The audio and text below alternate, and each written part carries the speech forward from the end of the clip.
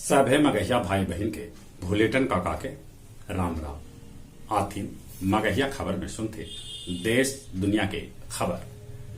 आज जितिया परब है, सभे के बधाई। अपन बेटा बेटी लेल माय करतन आज निर्जला व्रत। पंजाब के कांग्रेस अध्यक्ष नवजोत सिंह सिद्धू छोड़लन अपन पद, तो दूसरा तरफ कम्युनिस्ट छोड़ के कन्हैया कुमार कांग्रेस के हाथ थामलन। जिग्नेश भी कांग्रेस में होलन शामिल। बिहार पंचायत चुनाव के दूसरका चरण के मतदान आज 34 जिला के 48 प्रखंड में करावल जा रहा है। 9,686 बूथ पर 71,467 उम्मीदवार के हुए भाग के फैसला।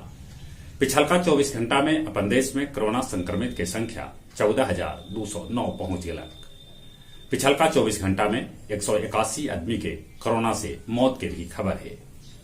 अपन राज्य बिहार कोरोना मुक्त हो गया।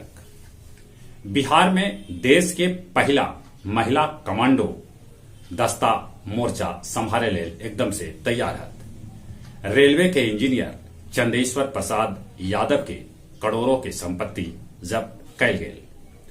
कश्मीर में लश्कर के सदस्य बाबर के जिंदा पकड़ल गए। डीजल पेट्रोल के दाम में फिर होल बढ़ोतरी। दुनिया के सबला उच्चकर जगह पर श्रीनगर में बन रहा है जोजिया सुरंग, जे 2024 तक बन के तैयार हो जाए। सृजन घोटाला के मुख्य आरोपी विपिन के पुलिस भागलपुर से कैला गिरफ्तार। पटना रामकृष्ण नगर न्यू बाईपास पर एगो कार 9 गो आदमी में धक्का मार दे, जकरा से एक आदमी के मौत हो गए, तब 7 आदमी घायल हो गए। 12 तारीख के अंतरिक्ष के सैर पर 4 गो आउ यात्री जैतन।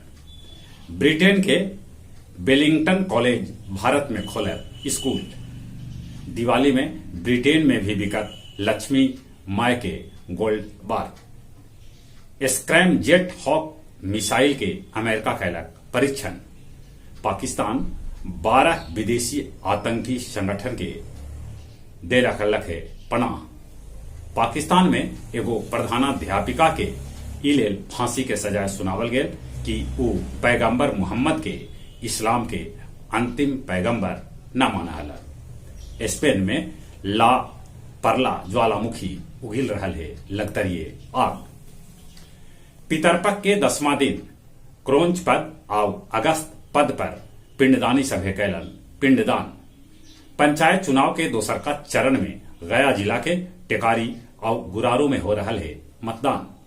मगध मेडिकल कॉलेज में 10 गो बॉर्मर खराब होवे से एक के बेड पर 2 गो नवजात के करल जा रहा है इलाज। मानपुर लखीबाग मोहल्ला में एगो मोटरसाइकिल सवार एगो महिला से 90,000 रुपया छीन के 9-2-11 हो गए।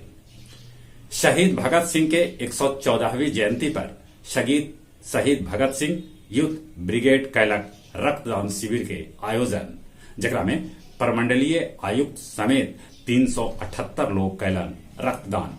और अब कुछ खेल के समाचार। केकेआर दिल्ली कैपिटल्स के 3 विकेट से हरा दिलक। वहीं मुंबई इंडियंस पंजाब किंग्स के हरौलक।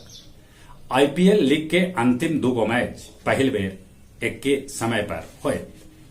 आईपीएल अंक तालिका में चेन्नई सबला ऊपरे। एशिया कप में ईरान के टीम भी भाग लेता। जहां तक मौसम के सवाल है, आसमान में बदरी है, पानी बरस सका है। कोरोना से बचे लेल मुंह और नाक पर मास्क लगाते, सोशल डिस्टेंसिंग के पालन करते। जो उम्र 18 बच्चर से ऊपरे है तो कोरोना के वैक्सीन जरूर लेते।